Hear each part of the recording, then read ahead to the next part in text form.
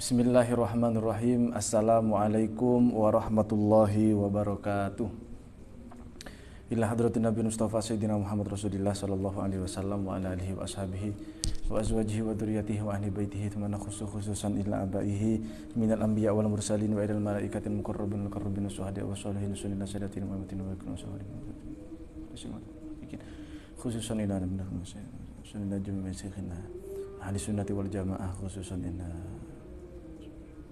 Sunina ya Allah, jemaah sinafah jangan sunina. Syekh Ibrahim Al-Bajir, sunina Al-Bantani, sunina Syekh Fafuruhim wa salihum wa syaikh majma'in. Nafa'anallahu bi'ulumihim. Al-Fatihah. A'udzu billahi minasyaitonir rajim. Bismillahirrahmanirrahim. Alhamdulillahi rabbil alamin arrahmanir rahim maliki yaumiddin. Iyyaka na'budu wa iyyaka nasta'in. Ihdinas siratal mustaqim. Siratal ladzina an'amta 'alaihim ghairil maghdubi 'alaihim waladdallin.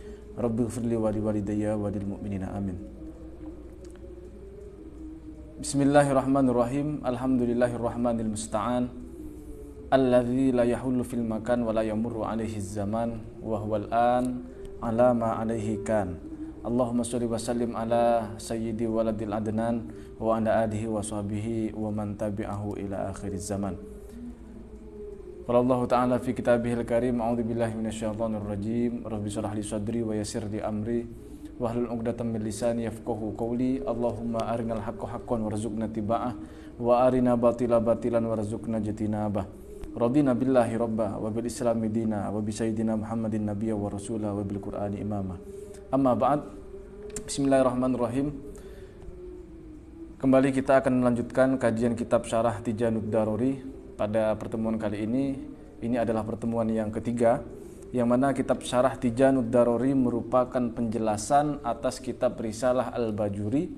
Kitab Syarah Tijanud Daruri ini ditulis oleh Syekh Nawawi bin Umar Al-Bantani yang menjelaskan dalam disiplin ilmu akidah atau ilmu tauhid. Pada kesempatan yang lalu telah kita bahas tentang pengertian ma'rifah, kemudian pengertian dalil ijmali, pengertian dalil tafsili, kemudian bukti-bukti bahwa Allah Subhanahu wa taala memiliki sifat wujud. Wujud maknanya ada. Pada kesempatan ini kita akan menjelaskan tentang sifat Allah yang kedua dan yang ketiga sekaligus, yakni sifat qidam dan juga sifat baqa. Langsung saja teman-teman, kalau punya kitab yang cetakan Darul Kutub Al-Ilmiyah, teman-teman bisa buka di halaman ke-10 di paragraf agak bawah ini ya. Bismillahirrahmanirrahim. Langsung saja kita mulai. Qala al-mu'allif rahimahullahu taala wa nafa'ana bihi wa bi 'ulumihi wa amadana bimadadihi wa anwarihi fid dharain amin. Wa yajibu fi haqqihi ta'ala al-qidam. Wajib bagi Allah Subhanahu wa taala memiliki sifat qidam. Perlu diingat kembali bahwa wajib di sini yang dimaksud adalah bukan wajib secara syariat, akan tetapi pengertian dalam teks di sini wajibu dan wajib. Wajib di sini pengertiannya adalah wajib dalam istilah hukum akal. Yang mana dalam pembahasan lalu telah kita jelaskan bahwa yang dimaksud dengan wajib adalah walladzi la yumkinu adamuhu, yakni sesuatu yang tidak mungkin untuk tiada menurut akal kita. Sesuatu yang wajib pasti ada dan harus ada. Sehingga jika ada orang mengatakan bahwa hal tersebut adalah sesuatu yang tidak ada, padahal hal tersebut adalah perkara yang wajib bagi akal, maka akal kita pasti akan menolak. Nah, dalam pembahasan ini Allah Subhanahu wa taala wajib memiliki sifat qidam. Yang itu artinya kalau ada orang yang mengatakan bahwa Tuhan tidak qidam, artinya Tuhan itu diciptakan, maka akal kita pasti akan menolak. Nah, bagaimana bukti-buktinya nanti akan kita jelaskan setelah ini. Wa yajibu fi haqqihi ta'ala al-qidam. Wajib bagi Allah Subhanahu wa taala memiliki sifat qidam. Qidam bahasa Arab ya. Bahasa Indonesianya lazim diterjemahkan dengan terdahulu. Apa yang dimaksud dengan terdahulu? Wa maknahu, adapun makna dari qidam, annahu ta'ala, bahwasannya Allah Subhanahu wa taala la awwala lahu. Allah tidak memiliki permulaan.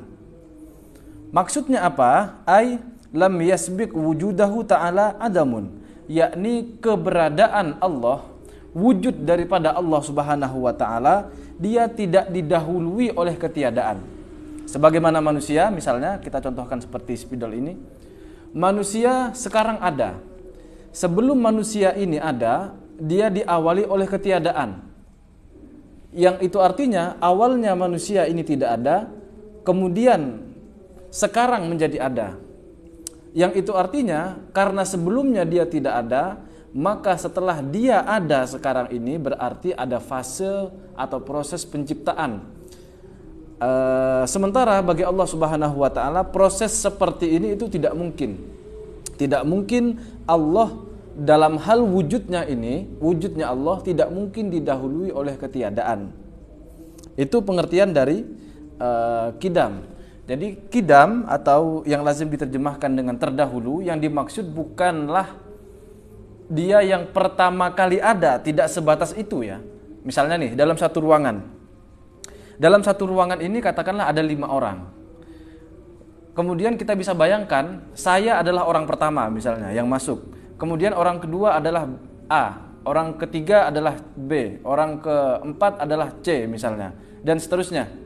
Maka kalau ditanya oleh teman-teman sekalian, siapakah yang lebih dahulu datang? Dalam contoh ini, yang lebih dahulu datang adalah saya. Maka dalam pengertian seperti ini, kita mengistilahkan saya adalah orang yang terdahulu datang. Itu dalam bahasa kita sehari-hari. Namun, dalam terjemahan qidam, yang diterjemahkan sebagai terdahulu, yang dimaksud itu tidak terdahulu seperti itu. Karena terdahulu dalam contoh tadi, saya orang pertama yang datang, kemudian A adalah orang kedua, kemudian B adalah orang ketiga, C adalah orang keempat, dan seterusnya. Di situ masih tetap mengandaikan bahwa sebelum saya datang, saya tidak ada. Artinya, dalam contoh yang seperti itu, keberadaan saya sebagai orang yang terdahulu datang, itu masih didahului oleh ketiadaan. Awalnya saya tidak ada, kemudian sekarang saya datang. Nah, itu dalam bahasa keseharian kita, yang kita gunakan biasanya begitu. Tapi untuk pengertian qidam, terjemahan dari qidam adalah terdahulu. Yang dimaksud terdahulu itu tidak seperti contoh yang saya sebutkan barusan. Akan tetapi yang dimaksud dengan Allah itu terdahulu adalah Allah tidak didahului oleh ketiadaan. Artinya apa? Secara gampang, keberadaan Allah tidak pernah diciptakan. Keberadaan Allah tidak pernah didahului oleh ketiadaan sebelumnya. Seperti manusia, awalnya tidak ada, kemudian sekarang ada. Maka keberadaan manusia ini itu didahului oleh ketiadaan sebelumnya. Sementara untuk Allah, keberadaan Allah saat ini itu tidak didahului oleh ketiadaan. Dengan demikian, dari pengertian ini jelaslah yang dimaksud dengan qidam adalah Allah selalu ada dan dia tidak butuh terhadap pencipta karena memang dia tidak diciptakan. Oke, sampai di sini saya kira dipahami ya. Lanjut ke teks berikutnya. Wadidduhu adapun antonim, lawan kata, kebalikan dari sifat qidam adalah al-hudus. Apa maknanya hudus? Hudus ini terjemahnya adalah baru. Ingat, baru ini adalah istilah kunci dalam ilmu tauhid. Yang mana makna dari hudus yang itu adalah baru dalam pengertian ini adalah al-wujudu ba'da adamin, yakni keberadaan yang mana dia wujud tersebut baru muncul setelah tidak ada. Nah, ini pengertian dari hudus. Jadi hudus atau baru, pengertian ini adalah awalnya tidak ada, kemudian sekarang ada. Itu baru. Jadi baru dalam istilah ilmu tauhid bukan baru secara kepemilikan. Misalnya, surban ini adalah surban baru saya misalnya. Maka dalam pengertian bahasa keseharian kita yang barusan ini, surban ini adalah surban baru saya, artinya baru saya miliki. Nah, begitu ya. Untuk pengertian baru dalam ilmu tauhid di sini, wadidduhu al-hudus, antonim atau lawan dari sifat qidam, yang mana qidam artinya terdahulu. Lawan dari qidam adalah al-hudus. Al-hudus artinya baru, yang dimaksud baru adalah al-wujud ba'da adam, yakni keberadaan yang didahului oleh ketiadaan sebelumnya. Oke. Mana spidol satu lagi tadi? Ini dia. Manusia sekarang ada. Sebelum manusia ini ada sekarang, sebelumnya dia tidak ada.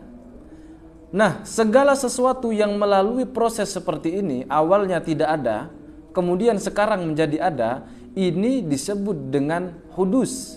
Hudus artinya baru. Ingat ya, pengertian baru seperti ini. Sementara pengertian dari kodim, atau sifatnya adalah kidam, yang dimaksud adalah keberadaan yang tidak didahului oleh ketiadaan ini. Artinya dia serta-merta langsung ada. Dalam artian dia tidak pernah melalui proses tidak ada sebelumnya. Jadi memang sejak awal Allah itu ada, tidak pernah mengalami fase atau proses ketiadaan sebelumnya. Titik sampai di situ. Lalu apakah bukti bahwa Allah itu tidak diciptakan? Apa buktinya kalau Allah itu tidak butuh terhadap pencipta? Apa argumennya bahwa Allah itu tidak pernah melalui fase atau proses ketiadaan sebelumnya? Sebab dalam keseharian kita, pikiran kita ini sudah sedemikian terkonstruk, sudah sedemikian terbentuk oleh keadaan di sekitar kita, bahwa setiap kali ketika kita melihat segala sesuatu, pasti sesuatu tersebut didahului oleh ketiadaan sebelumnya. Artinya dalam keseharian kita, dalam kehidupan ini, ketika kita melihat segala sesuatu, pasti akan dengan mudah kita akan menilai walaupun tidak pernah melihat langsung, bahwa benda tersebut pasti dibuat, benda tersebut pasti diciptakan. Misal, buku ini diciptakan oleh pabrik, walaupun kita tidak pernah lihat. Kemudian pabrik, apakah dia langsung ada sedemikian rupa? Tentu saja tidak. Pabrik itu pun diciptakan. Awalnya pabrik tersebut tidak ada. Pabrik diciptakan oleh siapa? Diciptakan oleh manusia, misalnya, oleh arsitek, misalnya. Kemudian arsitek ini siapa yang menciptakan? Nah, tentu saja dari orang tuanya dari orang tuanya, dan begitu seterusnya. Demikianlah kehidupan keseharian kita itu membentuk pemikiran kita, sehingga kita berpikir seolah-olah segala sesuatu yang ada di dunia ini itu harus melalui proses penciptaan. Sehingga ketika kita membayangkan seperti ini misalnya, sebelum alam ini diciptakan, apa yang ada? Kemudian kita tentu saja sebagai orang beriman akan mengatakan yang menciptakan alam semesta ini adalah Tuhan. Kita tidak langsung menamai Allah ya. Katakanlah Tuhan saja dulu. Kita sebut dia sebagai Tuhan. Yang mana Tuhan nanti itu kita namai atau kita kenal dengan nama Allah ya. Kemudian Tuhan ini pertanyaannya, apakah dia diciptakan atau tidak? Kalau kita katakan tidak diciptakan, kebanyakan cara berpikir orang-orang awam pada umumnya, gimana tuh prosesnya? Kok bisa Tuhan ada tapi dia tidak butuh dengan pencipta? Dia tidak melalui proses penciptaan. Apakah dia tiba-tiba muncul begitu saja? Atau memang dia pada dasarnya memang tidak pernah tidak ada? Artinya dia selalu ada. Nah, anggapan kita atau pertanyaan yang bunyinya, apakah Allah itu serta-merta ada? Nah, ini pertanyaan yang berbahaya. Kenapa? Karena pertanyaan serta-merta ada ini seolah-olah Allah menciptakan dirinya sendiri atau bim salah bim tiba-tiba muncul. Padahal tidak begitu pengertiannya. Yang dimaksud kidam sekali lagi, Allah tidak pernah tidak ada. Dengan demikian Allah itu selalu ada. Sehingga ucapan bahwa Allah itu serta-merta ada ini perlu diklarifikasi kembali. Kenapa? Karena kalimat Allah serta-merta ada ini seolah-olah menunjukkan bahwa Allah awalnya tidak ada, tiba-tiba bim salah bim muncul, dan Allah adalah zat pertama yang ada di alam semesta ini misalnya. Ini pandangan yang keliru begitu. Sekali lagi, yang dimaksud kidam adalah sesuatu yang tidak pernah tidak ada sebelumnya. Artinya kidam adalah dia tidak butuh terhadap pencipta. Kenapa tidak butuh terhadap pencipta? Karena Tuhan memang sudah ada tanpa melalui proses ketiadaan sebelumnya. Titik sampai di situ ya. Saya kira ini cukup sederhana untuk dipahami. Kalau tidak sederhana nanti bisa diputar lagi rekamannya. Oke, kita lanjutkan. Wad dalilu. Nah, ini dia dalil, bukti, argumentasi, penjelasan ala dzalika bahwa Allah memiliki sifat kidam, ai Wa kaifiyatu iqamatid dalil, adapun bukti atau metode untuk membuktikan dalil atau menegakkan dalil ala wujubil qidami, bahwa Allah Subhanahu wa taala wajib memiliki sifat qidam, lahu taala, bagi Allah taala, antakula, hendaklah engkau mengatakan, ini bukti bahwa Allah itu memiliki sifat qidam. Bagaimana penjelasannya bahwa Allah itu tidak diciptakan? Tolong ini disimak baik-baik. Saya akan berusaha menyederhanakan. Laulam yakun qadiman lakana hadisan. Seandainya Allah Subhanahu wa taala tidak memiliki sifat qidam, artinya jika seandainya Allah itu tidak qadim, lakana hadisan, maka Allah pasti adalah sesuatu yang baru. Ingat, istilah qadim dan istilah hadis, atau qadim artinya terdahulu, kemudian hadis artinya adalah baru, itu sudah saya jelaskan di awal. Sekali lagi, ini adalah kata kunci yang perlu kita catat, sehingga saya tidak perlu mengulang-ulang apa yang dimaksud dengan qadim atau qidam dan apa yang dimaksud dengan hadis atau hudus. Laulam yakun qadiman lakana hadisan. Seandainya Allah itu tidak memiliki sifat qidam, lakana hadisan, maka pasti Allah Subhanahu wa taala adalah sesuatu yang baru. Baru artinya diciptakan. Kenapa demikian? Kenapa kalau Allah itu tidak qidam langsung kita hukumi bahwa Allah itu pasti baru? Artinya dia butuh pencipta. Kenapa kita langsung nilai demikian? Alasannya karena la wasitota bainahuma. Karena tidak ada perantara antara sesuatu yang qidam atau sesuatu yang qadim dan sesuatu yang hadis. Kalau Allah itu qadim, sudah barang tentu Allah itu tidak hadis. Kalau sesuatu kita katakan sebagai perkara yang hadis, maka sudah pasti dia tidak qadim. Nah, karena dua ini saling bertolak belakang dan tidak ada perantara di antara dua ini. Tidak ada pilihan ketiga. Kalau Allah itu tidak qadim, maka pasti Allah itu baru. Allah itu pasti hadis. Kalau Allah itu hadis, maka pasti tidak qadim. Nah, sederhananya seperti itu. Laulam yakun qadiman lakana hadisan. Seandainya Allah itu tidak qadim, maka pasti Allah itu baru. Ini penjelasannya ya. Kenapa? Idla wasitota bainahuma, karena tidak ada perantara, tidak ada pilihan ketiga antara qadim dan hadis. Lakin akan tetapi kaunuhu hadisan, keberadaan Allah Ta'ala, kalau kita mau nilai Allah sebagai sesuatu yang hadis, sesuatu yang baru, sesuatu yang diciptakan, muhalun, pendapat tersebut jelas mustahil, tidak masuk akal.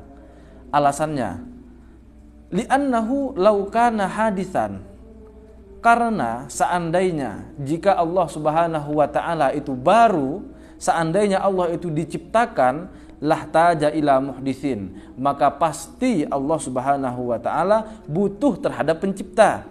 Li'anna kulla hadithin la budda lahu min muhdisin, karena segala sesuatu yang baru, segala sesuatu yang diciptakan, maka dia pasti butuh terhadap pencipta.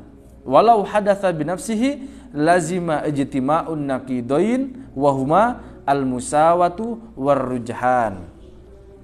Seandainya, oke, ini menarik nih. Seandainya jika Allah ini diciptakan oleh dirinya sendiri, maka yang akan terjadi adalah berkumpulnya dua hal yang kontradiktif, berkumpulnya dua hal yang sama-sama bertentangan. Apa itu dua hal yang sama-sama bertentangan? Yakni al-musawah, status kesamaan, warrujhan, dan status keunggulan. Oke, kita baca dulu, nanti akan kita jelaskan.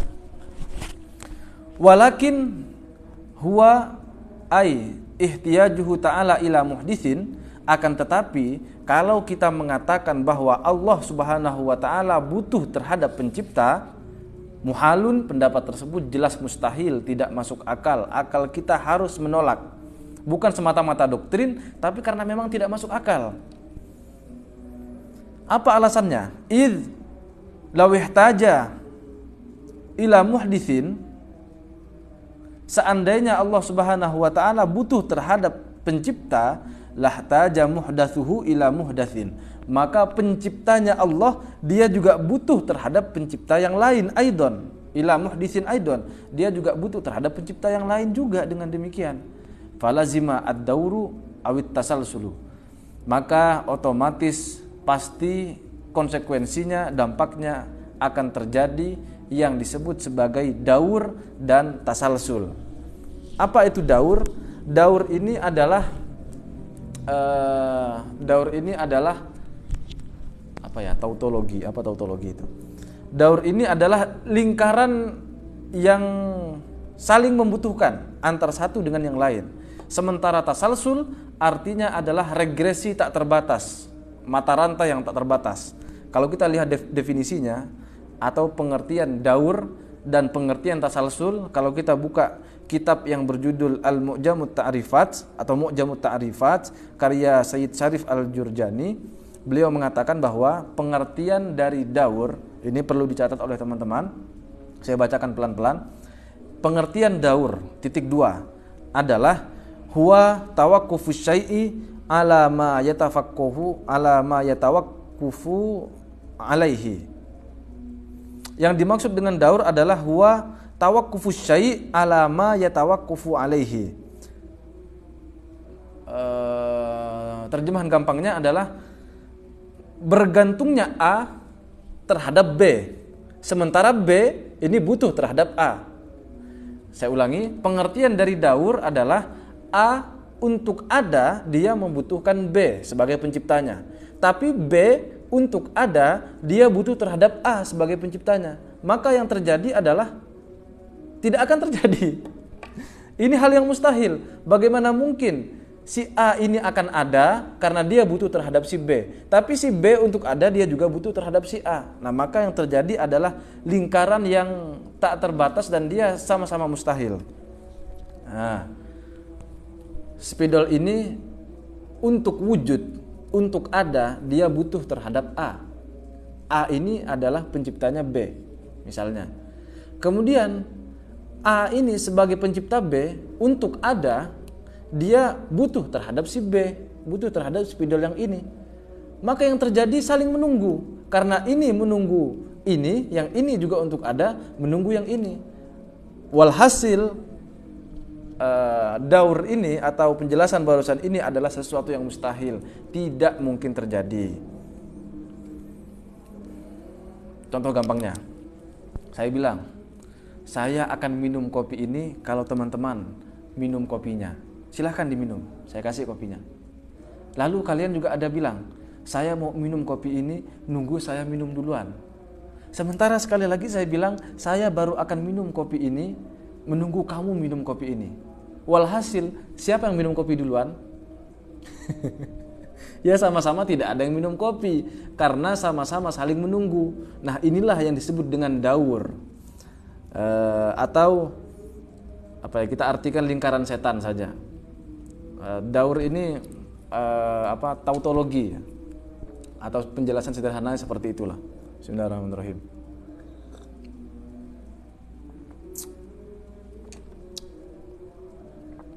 Nah, sementara pengertian tasalsul kita terjemahkan sebagai regresi tak terbatas atau mata rantai yang tidak terbatas. Apa pengertian tasalsul? Masih dalam kitab Mu'jamut Ta'rifat, Sayyid Syarif Al-Jurjani menjelaskan yang dimaksud dengan tasalsul, pengertiannya adalah huwa tartibu umurin ghairu mutanahiyatin. Yang dimaksud dengan tasalsul adalah rangkaian objek yang tak terbatas. Contohnya begini, ini untuk ada, dia butuh terhadap penciptanya. Penciptanya adalah spidol ini. Spidol yang ini untuk ada, dia membutuhkan pencipta. Penciptanya adalah spidol yang ini, misalnya. Kemudian spidol ini, dia baru akan tercipta menunggu pencipta sebelumnya. Pencipta sebelumnya butuh pencipta, yakni pencipta sebelumnya lagi. Sebelumnya butuh sebelumnya lagi. Sebelumnya butuh sebelumnya lagi. Dan begitu seterusnya.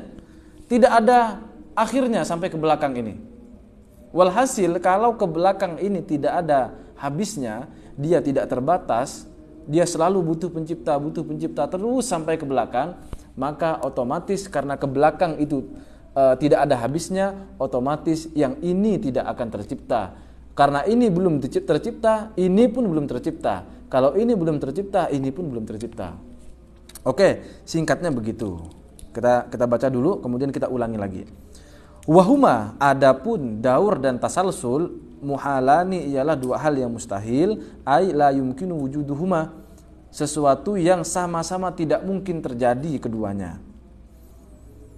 Wahaitsu wajabalahu ta'ala al-qidam, jika Allah wajib memiliki sifat qidam, istahala alaihi didduhu, maka mustahil Allah memiliki sifat kebalikannya yang kita kenal dengan hudus atau hadis. Allah itu baru, itu mustahil. Oke, kita buat ringkasan yang lebih mudah. Allah, kita katakan tadi, Allah wajib memiliki sifat qidam. Artinya qidam adalah terdahulu. Yang dimaksud dengan terdahulu adalah Allah itu tidak diciptakan. Lalu sudah itu kita terima. Lalu ada orang yang bertanya, oh iya, masa Tuhanmu itu tidak dicipta? Iya. Lalu orang tersebut tanya, apa buktinya kalau Tuhan kamu tidak diciptakan? Oke, seandainya Tuhan saya ini diciptakan.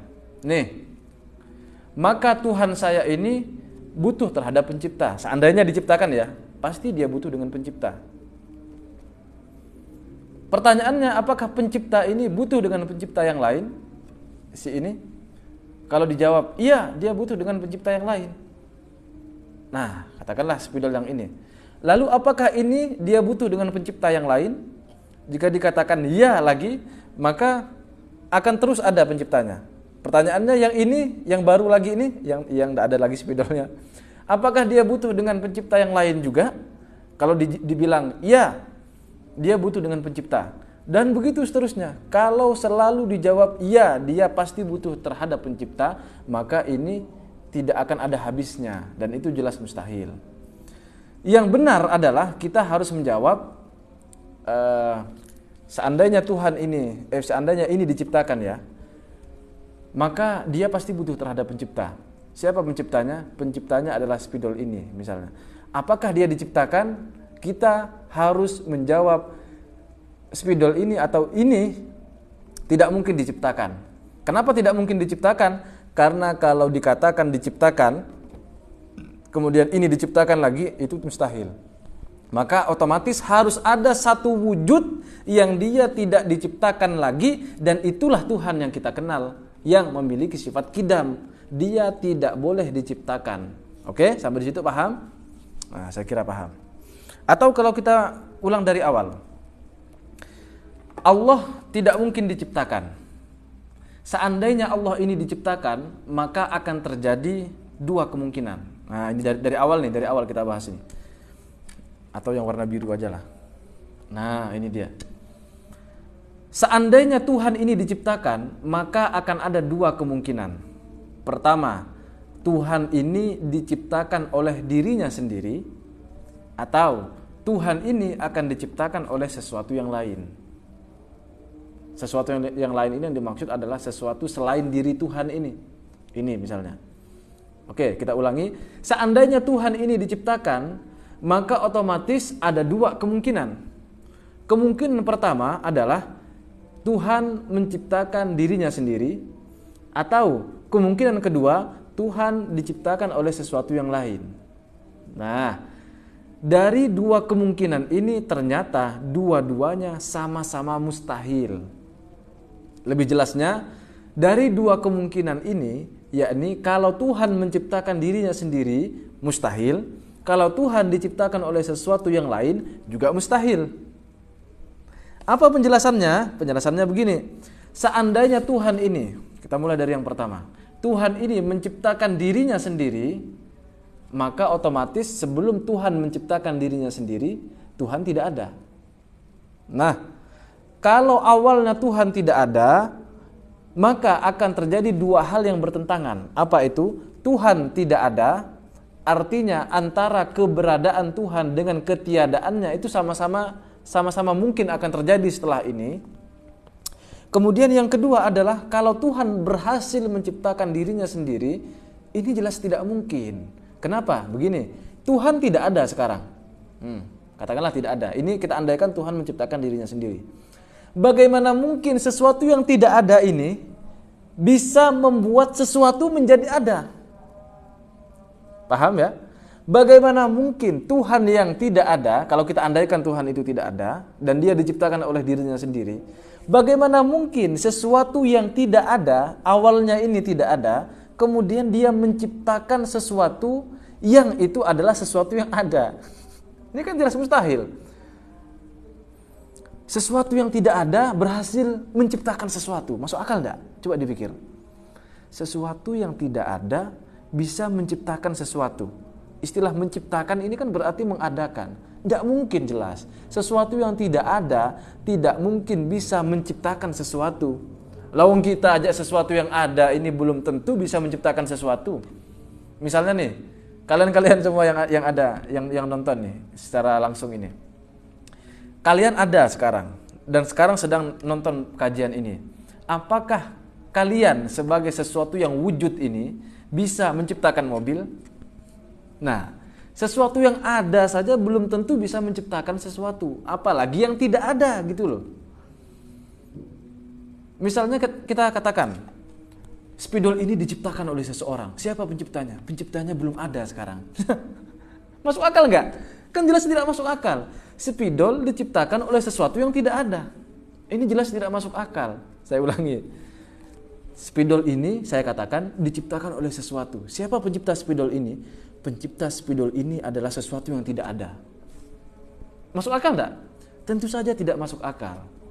Maka ketika kita andaikan seandainya Tuhan ini diciptakan oleh dirinya sendiri, artinya Tuhan berarti tidak ada awalnya. Kemudian Tuhan yang belum ada ini tiba-tiba dia menciptakan dirinya sendiri. Bayangkan Tuhan yang tidak ada tiba-tiba menciptakan dirinya sendiri. Nah, jelas ini adalah sesuatu yang mustahil sehingga pendapat ini harus ditolak. Oke, kemungkinan pertama Tuhan menciptakan dirinya sendiri adalah sesuatu yang mustahil, jelas. Sekarang kita ke penjelasan kedua. Oke, kemungkinan keduanya adalah Tuhan diciptakan oleh sesuatu yang lain. Nah, Tuhan belum ada sekarang nih. Kemudian pencipta Tuhan adalah A, katakanlah ini namanya A ya. A ini adalah pencipta Tuhan. Katakanlah begitu. Ini pengandaian saja. Seandainya dia betul-betul pencipta Tuhan, pertanyaannya, dari mana keberadaan dia? Apakah keberadaan dia ini sebagai katakanlah pencipta Tuhan, apakah keberadaan dia ini diciptakan oleh dirinya sendiri, atau dia diciptakan oleh sesuatu yang lain, atau apakah dia tidak pernah tidak ada, artinya dia tidak butuh terhadap pencipta. Kalau kita katakan dia tidak butuh terhadap pencipta, maka ini sebenarnya yang Tuhan, bukan yang ini. Begitu loh. Kalau kita andaikan Tuhan, dia butuh pencipta, Tuhan belum ada. Ini yang menciptakan Tuhan misalnya. Lalu kita pertanyakan, apakah ini, si A ini, sebagai pencipta Tuhan, apakah keberadaan dia diciptakan oleh dirinya sendiri? Yang itu adalah mustahil, sudah kita jelaskan tadi. Apakah dia diciptakan oleh sesuatu yang lain? Atau kemungkinan yang terakhir adalah dia tidak diciptakan, artinya dia selalu ada. Kalau dia selalu ada, dia tidak butuh terhadap pencipta, maka inilah sebenarnya yang Tuhan.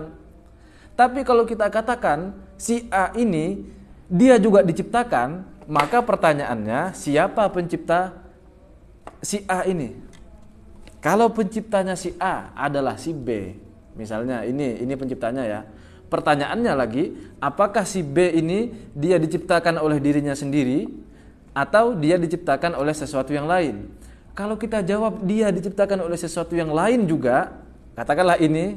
Nah, pertanyaannya, apakah dia ini diciptakan, katakanlah si C ya, apakah si C ini dia diciptakan oleh dirinya sendiri atau diciptakan oleh sesuatu yang lain? Nah, kalau dikatakan dia juga diciptakan oleh sesuatu yang lain, katakanlah si A, B, C, D. D adalah pencipta si C. Kita terus bisa mempertanyakan itu. Ini diciptakan juga ternyata. penciptanya adalah A, B, C, D, E misalnya, dan seterusnya. Ini kalau terus kita katakan dia diciptakan, yang ini butuh pencipta, yang ini juga butuh pencipta, yang ini butuh pencipta lagi, maka jelas ini mustahil. Kenapa mustahil? Saya ambil contoh lagi yang gampang lah, ya gampang dipahami ya. Saya bilang, saya untuk minum kopi ini, saya nunggu si A minum. Kemudian A mengatakan, saya untuk minum kopi ini, saya menunggu si B minum. B bilang, saya mau minum kopi ini, menunggu si C minum. C bilang, saya baru minum kopi ini, menunggu si D minum. D juga begitu, menunggu sebelumnya. Kalau itu tidak berkesudahan ke belakang, yang itu artinya tidak ada yang memulai minum kopi ini, pertanyaan besarnya adalah, apakah sekarang saya bisa minum kopi ini? Tentu saja jawabannya tidak mungkin saya minum kopi ini. Kenapa? Karena saya sudah berkomitmen sejak awal, saya baru akan minum kopi ini, menunggu si A meminum kopi ini. A juga berkomitmen, dia baru akan minum, menunggu si B minum. B juga berkomitmen untuk minum kopi ini, menunggu si C, dan begitu seterusnya. Kalau itu betul seperti itu, tak berkesudahan, artinya tidak ada yang memulai untuk minum kopi ini, maka saya tidak mungkin bisa minum kopi ini karena saya menunggu. Dengan demikian, harus ada yang memulai minum kopi ini. Misalnya, saya baru akan minum kopi ini, menunggu si A minum. Si A untuk minum kopi ini, menunggu si B minum. B untuk minum kopi ini, menunggu si C minum. Lalu C mengatakan, baik, saya akan memulai rangkaian minum kopi ini. Si C minum. Oke, setelah si C minum, baru si B minum. Setelah si B minum, baru si A minum. Setelah si A minum, baru saya minum. Nah, paham sampai di sini? Sekarang kita kembali ke topik ini. Seandainya alam semesta ini, katakanlah alam semesta ini, dia diciptakan. Siapa penciptanya? Penciptanya adalah Tuhan. Nih, penciptanya adalah Tuhan. Katakanlah ini Tuhan. Kalau kita masih beranggapan Tuhan ini masih diciptakan oleh sesuatu yang lain, maka yang terjadi adalah katakanlah si A ini sebagai pencipta Tuhan, dia akan diciptakan oleh sesuatu yang lain. Penciptanya ini apakah dia butuh pencipta lain? Kalau dia butuh terhadap pencipta lain, maka akan terjadi tasalsul namanya. Apa itu tasalsul? Rangkaian tak terbatas. Dengan demikian, kalau ini tidak terbatas, artinya tidak ada yang memulai proses penciptaan, maka otomatis alam semesta ini tidak akan tercipta. Sama seperti saya ngopi tadi. Kalau saya berkomitmen, saya tidak akan minum kopi ini nunggu si A nunggu si B nunggu si C nunggu si D dan seterusnya. Kalau begitu terus, maka saya tidak akan mungkin minum kopi ini. Tapi kalau ada yang memulai minum, maka otomatis saya bisa minum. Si C minum, otomatis karena C sudah minum, B minum, B sudah minum, maka si A minum. A sudah minum, barulah saya minum. Alam semesta diciptakan oleh, katakanlah tadi dianggap Tuhan. Kalau Tuhan dianggap butuh terhadap pencipta, penciptanya butuh terhadap pencipta yang lain, pencipta butuh terhadap pencipta yang lain, pencipta butuh terhadap pencipta yang lain. Ini tidak boleh begini, tidak masuk akal. Kenapa? Faktanya alam semesta sekarang ada, yang itu artinya ada zat yang dia menciptakan segala sesuatu, tapi dia tidak diciptakan oleh sesuatu apapun karena dia memang selalu ada, oleh karenanya dia tidak butuh terhadap pencipta. Oke, sampai di sini dipahami ya. Nah, inilah yang disebut dengan kemustahilan tasalsul atau rangkaian yang tak terbatas tadi itu. Ini jelas mustahil. Karena keduanya sama-sama mustahil. Apa keduanya tadi itu?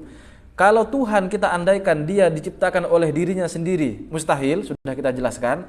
Atau Tuhan diciptakan oleh sesuatu yang lain, itu juga mustahil. Maka kemungkinan terakhir adalah Tuhan tidak butuh pencipta, Tuhan tidak diciptakan. Artinya Tuhan selalu ada dan tidak butuh terhadap pencipta. Inilah yang kita kenal sebagai Qadim, Tuhan yang memiliki sifat Qidam.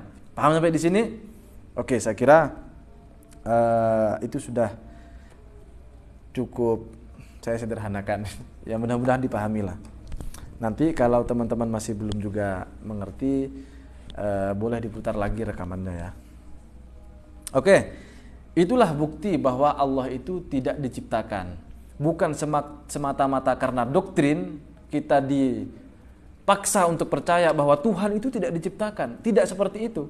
Karena kalau diandaikan Tuhan itu diciptakan, ini jelas mustahil. Tidak masuk akal, tidak rasional. Akal kita pasti menolak. Sebagaimana yang sudah kita jelaskan barusan. Kalau ada yang mau membantah, silahkan bantah. Karena ini adalah kepastian rasional. Kalau kepastian rasional ya semuanya saya kira akan menerima. Ya mungkin kita bisa saja menjawab dengan Al-Quran ya. Tapi apakah non-Islam atau orang di luar Islam akan menerima pendapat yang bersumber dari Al-Quran? Lalu mereka dengan Al-Quran saja tidak percaya. Ya otomatis kita harus berhujjah, kita harus berdalil, kita harus berargumen dengan sesuatu yang bukan Quran dan dia bisa diterima oleh semua kalangan. Apa itu? Yakni penjelasan rasional yang logis, yang masuk akal. Oleh karenanya, penjelasan barusan itu adalah penjelasan yang bersumber dari pikiran, penjelasan yang sifatnya adalah rasional dan bisa dibuktikan secara ilmiah, secara rasional ya. Nah, seperti itu dia penjelasannya. Jadi bukan semata-mata doktrin, bukan semata-mata apalagi dogma, kita dipaksa untuk paham pokoknya harus begitu, tidak. Tapi kita meyakini bahwa Allah punya sifat qidam karena dia memang betul-betul rasional, masuk akal. Titik sampai di situ. Kita akan lanjutkan ke sifat berikutnya. Teman-teman kalau mau ada yang bertanya silahkan boleh diajukan di kolom komentar ya. Selagi masih berlangsung live streaming ini. Sebelum dilanjutkan, mari teman-teman yang ada kopi di sebelahnya silahkan diseruput kopinya. Ya, sekali lagi ini tangan kanan ya, mungkin karena efek cermin dari kamera depan nampak seperti tangan kiri. Bismillahirrahmanirrahim, kita lanjutkan. Wa yajibu fi haqqihi ta'ala al-baqa'u, dan wajib secara rasional Allah Subhanahu wa taala memiliki sifat baqo. Apa itu baqo? Baqo terjemahannya adalah kekal. Kekal apa maknanya? Wa maknahu, adapun maknanya, pengertiannya adalah annahu ta'ala la akhiralahu, bahwa Allah itu tidak ada akhirnya. Keberadaan Allah tidak mungkin ada akhirnya. Maksudnya ini diperjelas lagi masih ya.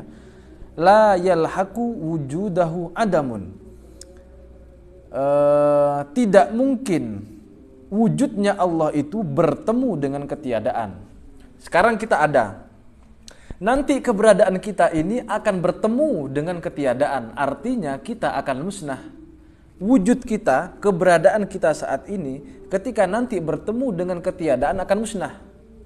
Nah, yang dimaksud dengan baqo adalah wujudnya Allah tidak mungkin bertemu dengan ketiadaan. Artinya secara gampang, Allah punya sifat baqo artinya kekal, artinya adalah wujudnya Allah tidak mungkin sirna, tidak mungkin musnah, tidak mungkin hancur, tidak mungkin mati. Kenapa? Karena Allah itu baqo, kekal. Apa buktinya kalau Allah itu punya sifat baqo? Apa buktinya bahwa Allah itu kekal? Wad dalilu ala dzalika, bukti dari apa yang akan kita bahas barusan ini, apa yang disebutkan barusan, annahu law lam yajib lahu al baqo, seandainya Allah tidak wajib memiliki sifat baqo, la amkana ayyakuna faniyan, maka akan dimungkinkan Allah itu akan fana, akan sirna. Oke? Kalau seandainya Allah itu tidak baqo, Allah itu tidak kekal, maka akan sangat mungkin Allah itu sirna. Oke? Entah itu karena mati, entah karena karena menghilang begitu saja, entah karena lenyap, entah karena bim salah bim tiba-tiba lenyap dan seterusnya. Seandainya Allah itu tidak punya sifat baqo atau kekal, seandainya Tuhan tidak kekal, maka akan sangat mungkin Tuhan itu akan fana. Lakin akan tetapi imkanul fana lahu ta'ala muhalun. Akan tetapi kemungkinan bahwa Allah itu akan dianggap fana bagi Allah itu adalah sesuatu yang mustahil, sesuatu yang tidak masuk akal, yang tidak mungkin terjadi. Seandainya Allah kita anggap akan mungkin Allah itu fana, sirna, ini jelas sesuatu yang mustahil. Apa alasannya? Apakah karena doktrin? Bukan. Sekali lagi ini karena betul-betul masuk akal. Coba kita perhatikan ya. Idz lau kana faniyan, seandainya karena seandainya jika Allah itu fana, Allah itu akan sirna, konsekuensinya adalah atau dampaknya adalah lakana jaizul wujud. Maka pasti Allah Subhanahu wa taala ialah jaizul wujud, adalah zat yang kita sebut sebagai jaizul wujud. Ini pun istilah teknis ya. Apa yang dimaksud dengan jaizul wujud? Secara bahasa terjemahannya adalah wujud yang mungkin. Oke. Pengertian atau terjemah dari jaizul wujud adalah wujud yang mungkin. Mungkin apa? Mungkin ada, mungkin juga tidak ada. Artinya wujud yang jaiz atau wujud yang mungkin ini dia bisa menerima ketiadaan atau dia berpotensi untuk menjadi tiada, atau awalnya dia diawali dengan sesuatu yang tiada, baru kemudian sekarang ada. Sebagaimana kita manusia ini, awalnya kita tidak ada, kemudian sekarang ada. Maka wujud kita yang awalnya tidak ada sekarang ada, wujud kita ini disebut jaizul wujud, yakni wujud yang mungkin. Awalnya tidak ada, sekarang menjadi ada. Paham ya sampai di situ? Seandainya Allah itu mungkin untuk sirna, maka otomatis Allah itu adalah zat yang jaizul wujud, wujud yang mungkin. Lakin akan tetapi kaunuhu jaizal wujud muhalun. Akan tetapi jika Allah kita katakan sebagai wujud yang jaiz atau wujud yang mungkin, ini jelas mustahil. Kenapa? Idz lau kana jaizul wujud lakana haditsan. Karena kalau seandainya kita katakan Tuhan itu wujud yang mungkin, Tuhan adalah jaizul wujud atau wujud yang mungkin, lakana haditsan. Maka pasti Tuhan itu adalah sesuatu yang baru. Sesuatu yang baru dia pasti jaizul wujud. Karena pengertian jaizul wujud adalah sesuatu yang mungkin atau berpotensi menerima ketiadaan. Entah itu diawali dari ketiadaan, awalnya tidak ada kemudian sekarang ada, atau sekarang ada nanti akan mati, nanti akan sirna, nanti akan fana, nanti akan tidak ada. Ini yang disebut dengan jaizul wujud. Dan sesuatu yang jaizul wujud pasti dia adalah kebalik ya, sesuatu yang hadis, sesuatu yang baru dia pasti jaizul wujud. Walakin akan tetapi huwa ay kaunuhu hadisan, akan tetapi keberadaan Allah sebagai sesuatu yang baru, kalau kita mau katakan Allah itu adalah sesuatu yang baru, muhalun, jelas itu sesuatu yang mustahil bagi akal kita. Alasannya apa Mas Bro? Nah ini alasannya. Idz lau kana haditsan lan tafa'anhul qidam. Karena seandainya Allah mau kita nilai sebagai sesuatu yang baru, artinya dia diciptakan, lan tafa'anhul qidam, maka akan sirnalah sifat qidamnya. Lakin intifa'ul qidam, akan tetapi kalau qidam ini sirna, qidam ini tidak dimiliki oleh Allah, sifat qidam tidak dimiliki oleh Allah. Lakin intifa'ul qidam anhu muhalun, akan tetapi tidak adanya sifat qidam bagi Allah ini jelas sesuatu yang mustahil. Kenapa? Li'annahu qad qamat dalil ala wujubil qidami lahu ta'ala. Karena sebelumnya nih sudah kita jelaskan kepastian bahwa Allah punya sifat qidam. Jelas ya? Sesuatu yang qidam jelas dia bukan sesuatu yang baru. Kalau sesuatu itu baru, dia akan sangat mungkin menerima ketiadaan, entah itu ketiadaan ini sebelumnya atau setelahnya. Kalau Allah menerima ketiadaan sebelumnya, itu disebut dengan baru atau Allah menerima ketiadaan setelahnya, maka itu juga disebut sebagai baru. Contoh nih, fase yang gampang. Sekarang kita wujud ada. Sebelum kita wujud di sini kita tidak ada warna hitam nih. Kemudian setelah kita wujud sekarang ini akan tidak ada juga. Nah, kita ini dihimpit oleh dua hal ketiadaan, yakni sebelum diciptakan dan setelah diciptakan. Karena kita melalui fase ini, maka kita jelas dikatakan sebagai sesuatu yang hadis, sesuatu yang baru. Sesuatu yang baru dia pasti jaizul wujud atau wujud yang mungkin. Mungkin apa? Mungkin menerima ketiadaan. Oke, jelas ya? Sementara Tuhan ini tidak didahului oleh ketiadaan. Nah, karena Tuhan tidak didahului oleh ketiadaan, kita sebutlah dia ini kidam. Kemudian karena keberadaan Tuhan sekarang ini, dia akan selalu ada, tidak mungkin nanti dia tidak ada, tidak mungkin dia melewati fase berikutnya, ketiadaan berikutnya ini, maka inilah yang kita sebut sebagai bako, kekal.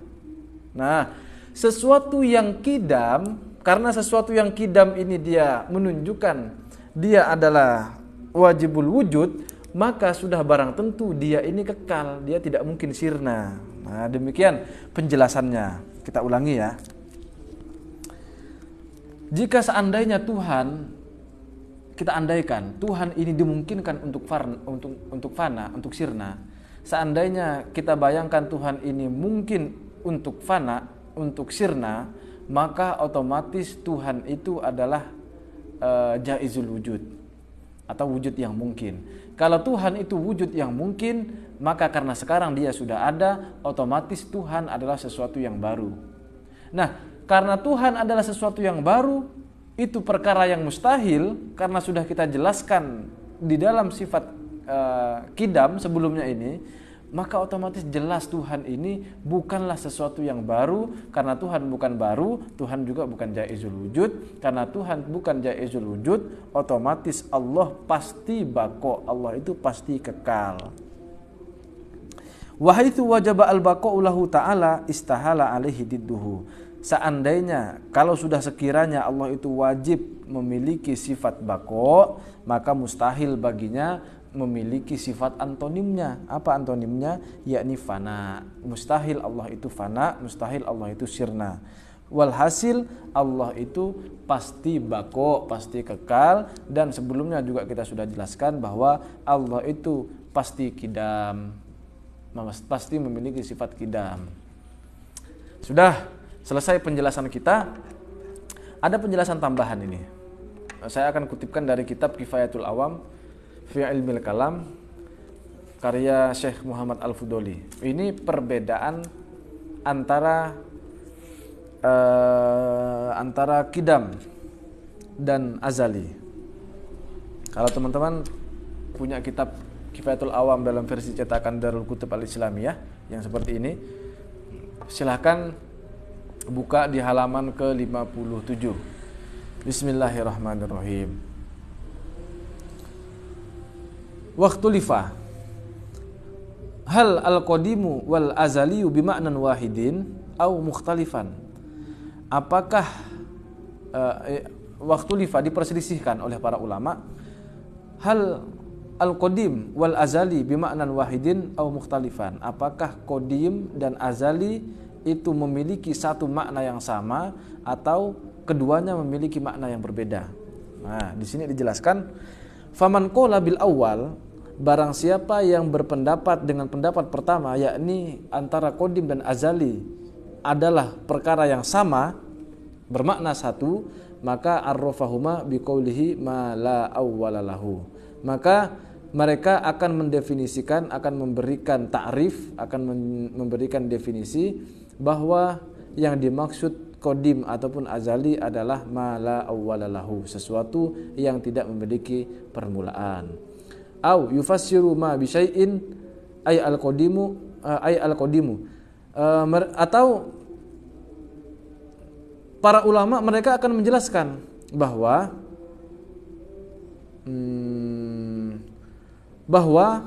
lafadz syai' yang dimaksud adalah qadim. Jadi antara qadim dan azali maknanya sama. Ini satu ulama berpendapat demikian. Sementara wal azali yang dimaksud azali adalah asy-syai' alladzi la awwala lahu, yakni sesuatu yang tidak memiliki permulaan. Fayasmalu dzatallahi wa jami'a sifatihi. Maka dalam pengertian ini akan tercakuplah antara zatnya Allah dan segala sifat-sifatnya.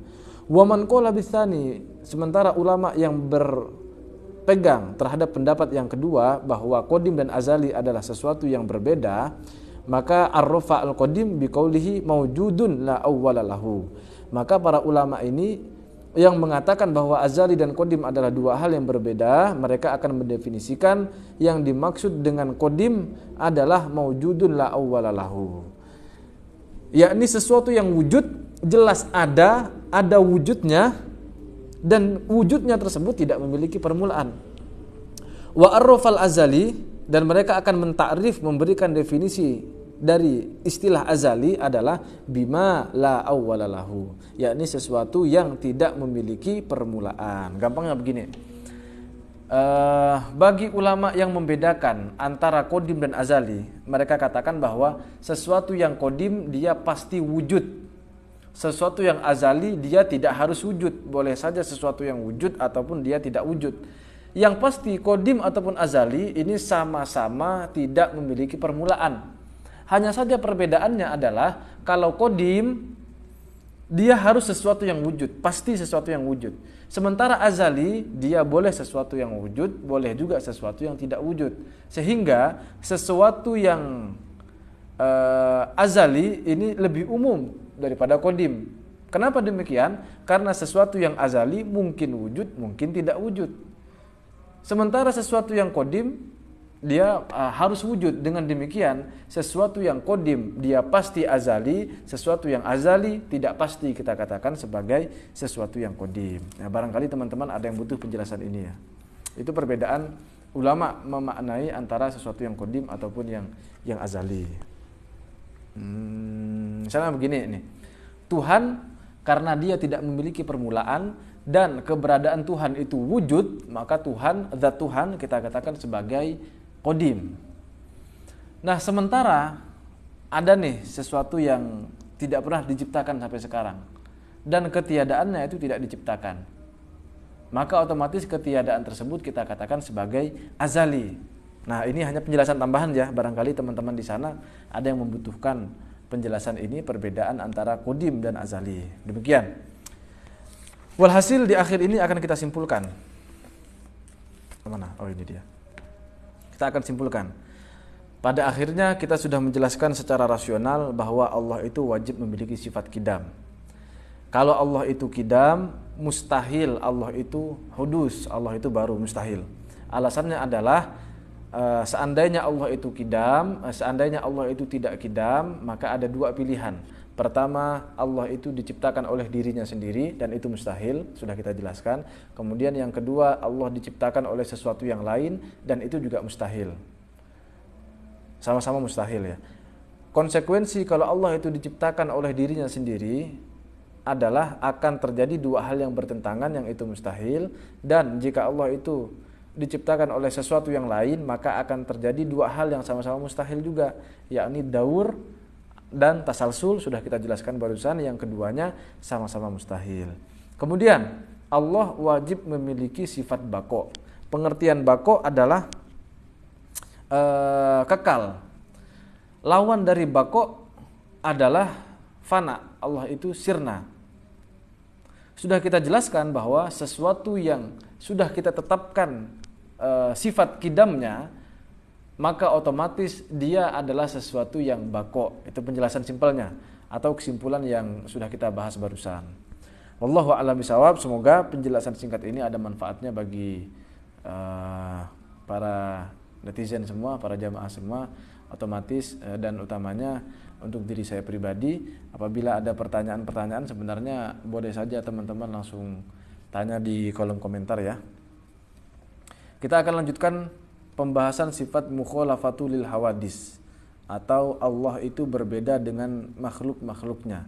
Ini otomatis tentu saja akan bersinggungan langsung dengan mazhab yang menyamakan Tuhan dengan para makhluknya, entah dia sadari ataupun tidak dia sadari, entah dia bermaksud menyamakan atau tidak bermaksud menyamakan.